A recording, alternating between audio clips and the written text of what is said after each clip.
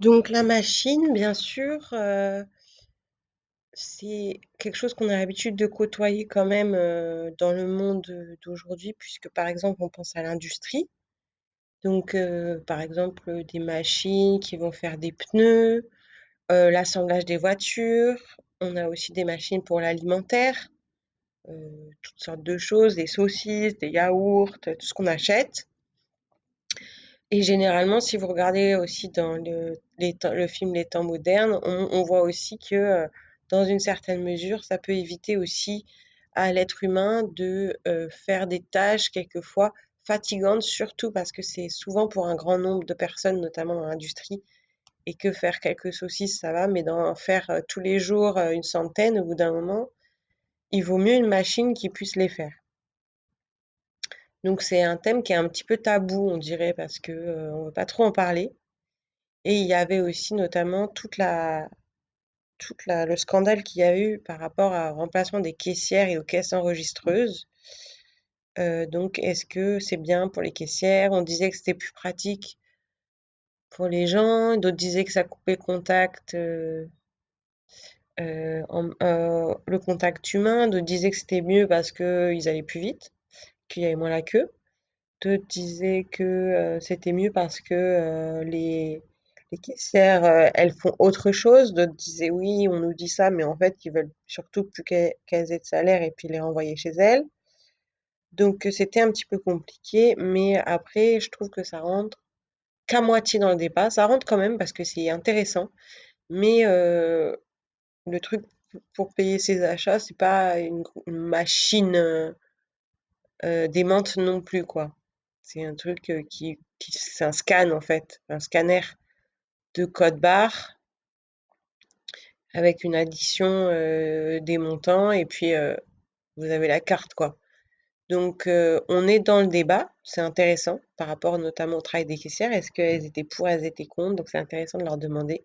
Est-ce qu'elles se sont fait virer ou justement est-ce que ils les ont gardées mais elles ont fait des choses plus intéressantes que passer des bips dans un scanner? Parce que moi, en ce sens-là, je suis plutôt d'accord que c'est bien qu'elles aient le choix, que si elles ont envie de faire la caisse le matin, elles en ouvrent une, et l'après-midi, si elles ont envie de travailler sur des innovations produits, par exemple, ou des aménagements de magasins, bah, elles puissent mettre les caisses automatiques et qu'elles puissent faire autre chose. Dans ces cas-là, moi, je trouve que c'est bien. Après, supprimer la caissière d'un petit magasin ou d'un magasin où on vient faire les commissions. Je suis pas sûre que ce soit une bonne idée. En tout cas, sur éventuellement sur une aire d'autoroute, des choses comme ça, ou pour être disponible de nuit. Mais sinon, oui, non, je trouve que la commerçante, hein, parce que c'est partie des commerçants, ou le commerçant d'ailleurs, est hyper important quand on va faire les courses.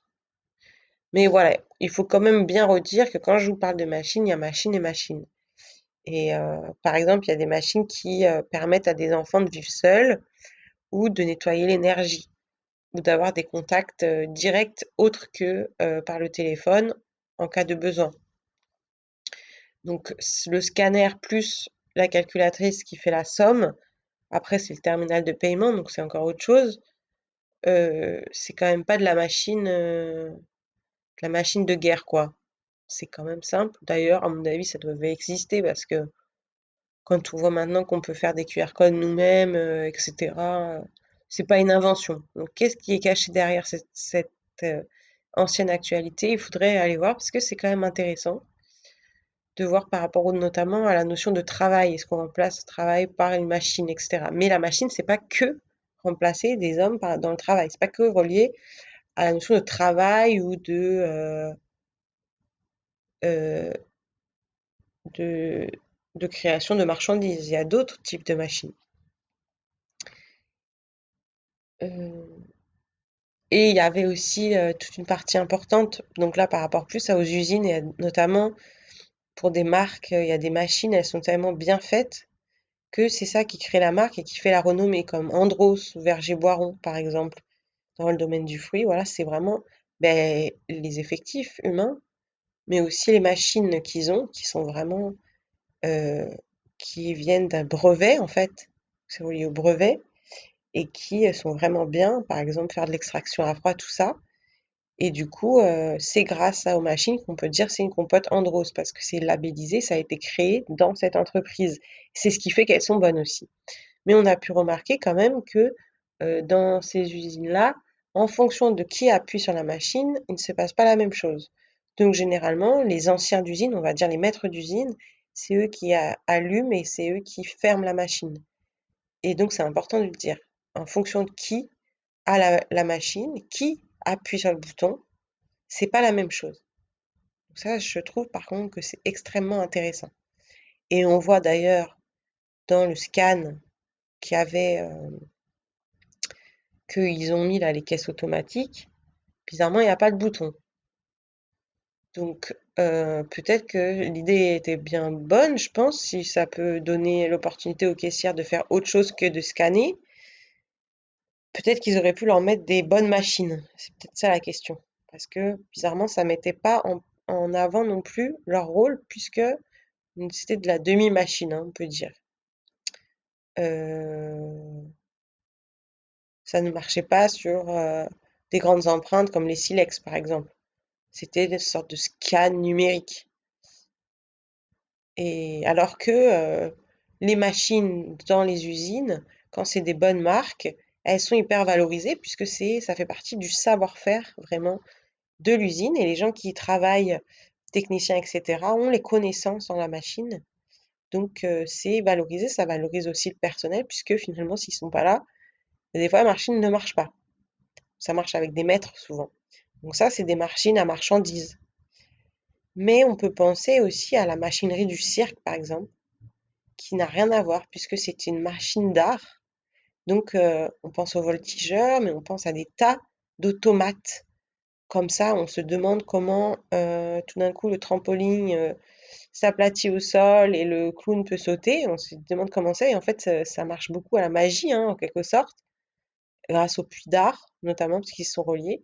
Et donc là, on arrive sur de la machine déjà haut niveau. Et si on aurait peut-être fait les caisses enregistreuses au même niveau qu'on fait la machinerie des grands cirques, je pense qu'on n'aurait pas vécu la même chose. Peut-être même, peut-être même que elles auraient pu arranger et à se faire mal au dos les produits un par un. Donc je pense que la question c'est quel type de machine, mais surtout essayer peut-être d'en découvrir des différentes, puisqu'il n'y en a pas du tout que la machine qui fait la compote ou la machine qui sert à payer. Et pour moi, le plus grand exemple, c'est le cirque. Puisque les spectacles de cirque, alors pas tout n'est pas machine, euh, voilà, il y a le jonglage, etc. Mais quand il y a des grands spectacles, là, il y a de la machinerie. Et ça, c'est de la machinerie de pointe. C'est de la machinerie aussi qui se transmet de génération en génération et qui fait aussi l'honneur d'un cirque avec les lumières, mais on pense aussi au chapiteau, comment on le monte, c'est de la machinerie aussi. Et là, on est sur de la machinerie qui élève vraiment le niveau de vibration et qui participe à l'art.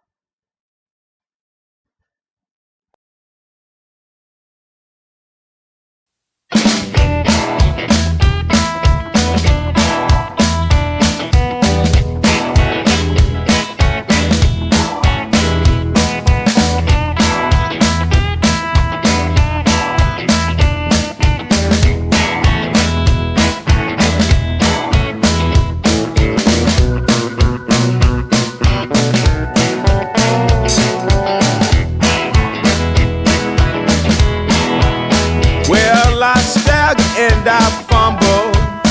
Boys, I've been drinking for days.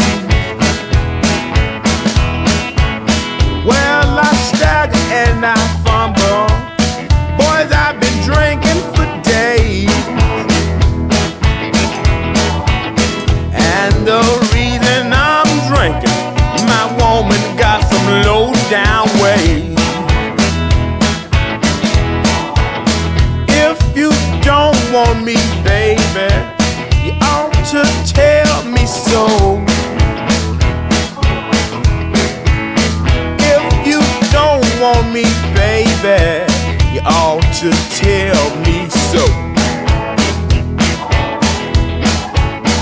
I'll get my trunk and my clothes, and out your door I'll go. Now tell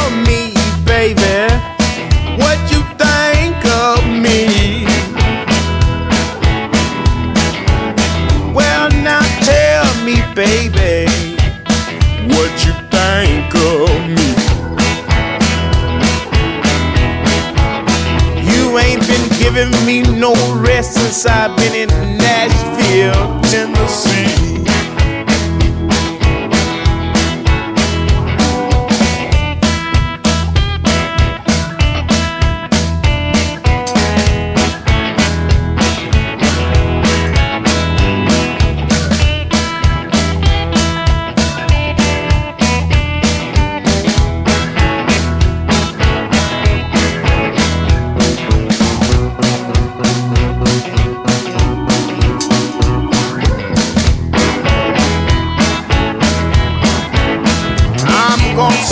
One more verse and I ain't gonna sing no more.